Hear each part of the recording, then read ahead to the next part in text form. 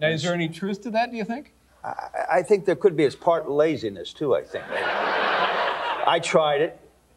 When I did a TV show years ago in New York, I was such a failure they literally had to close down the TV show for the whole afternoon because I held them up. I just kept trying. It didn't work. Right, it didn't work for you. He can do it very well. Yeah, and that's all of his film work? That's how he did it? I think so. Really? Yeah. Yeah, that's amazing, isn't it? Yeah, I did The Chase was the first film I did with him. He did it then. Yeah. You know, in The Godfather, he would do that, and one time we took it away and put up a wedding invitation.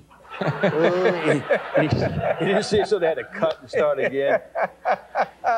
He was a good guy. Bob and Edna Stevens would like the courtesy of your presence at the marriage of their daughter. We got to do a commercial. We'll be back here with Robert Duval.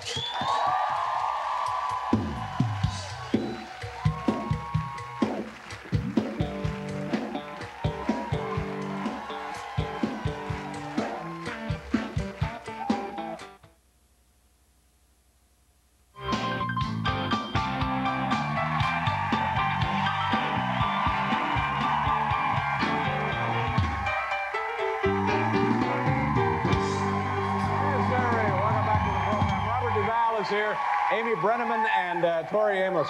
You know, one time you were on another show that we did before over at NBC, and I told you this. Years ago. Yeah, years and years and years ago. Grow old together, well, yeah, but I got a head start on you. No. How old a man are you? I'm in my 60s. Are you really? Yeah. Man, you look like you're... fit. Yeah. I'm fit. My brother was on the show once as the Statue of Liberty and sang. He was on this show as the Statue of Liberty? He came on and sang. And then you had Sandra Bullock on the show, right? Who we did a film together. And then my brother was also coached by Johnny Bullock, her father. So it's kind of a strange circle. It is very odd. Yeah, and he runs her company now. Is that right? Your brother? From Northern Virginia. He's the leading tenor for the Gridiron Press for the president every year. He sings. But why was he dressed as the Statue of Liberty? He did something that Liz Smith or somebody liked. They brought him to New York and they had him on the show. And he's in charge of Sandra Bullock's company? No. No, her father is. But her father coached my brother in singing at one time. It's kind of a strange cycle. Yeah, it is. Yeah. I have to look at the tape later to try and figure some of this out. What was I going to talk about? You know, and this movie, Tender Mercies, which at the time, it was like 8 years ago, I told you that I've seen this movie a dozen times. And there's a couple of scenes in there with yourself and Wilford Brimley. Wilford, good friend, good guy. Where it is so, the acting is so seamless and so effortless and so realistic that you actually believe for a few fleeting moments that you're just in their lives. It's an amazing display. Well, Horton Foote's a wonderful writer and Wilford's a wonderful actor, you know, and Wilford always says when they say action, you better come up with something. You know? Right. He's kind of But did you guys have a special rapport or an affinity for one another? Because he's doing like oatmeal commercials now. Yeah, I've known Wilford for a long time when he was a rancher way before he was an actor. Yeah, when he was becoming one. Yeah.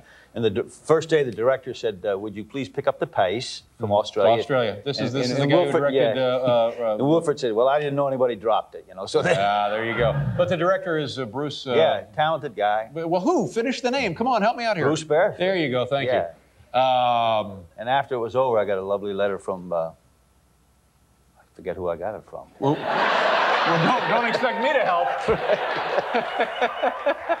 One of the great English actors sent me a letter. Yeah, I bet it was a good one. Yeah. I like that. I can't remember anything. I can't remember. That's why you have cue cards, right? This is it right here. Without these, I'm not. But man, that was an impressive piece of work. And then there was the Tom Cruise movie, the Days of Thunder. Was that it? Thunder Days or Days of Thunder? Yeah. And this is a movie that I don't know how successful it was. Candidly speaking, it was not a great movie. It was okay. It was fun. Yeah. A lot of action. Yeah, a lot of it's about stock car racing. Tony Scott's very good at the camera. And you played like a team manager for Tom Cruise's racing team.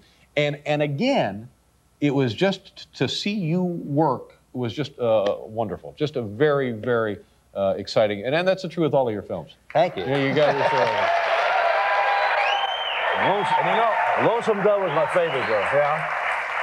Yeah. And I noticed from watching the Johnny Lightning movie with Tom Cruise, where he was the jet pilot guy. What was that movie? The G.I. Joe. What is the name? Tough guy. Top Gun. Thank you very much. Same director, Tony Scott. Yeah. Relax. That Tom Cruise, one of his acting techniques on the close-ups, like a three-quarter shot, he flexes his jaw muscles right down here under the temporal mandibular joint. Really? He flexes his jaw. on purpose. Well, yeah, that's an acting technique. Did you ever learn? No, I never tried. I have to give him a buzz. Yeah, I have to give him a call. And tell us about the movie that's out currently now.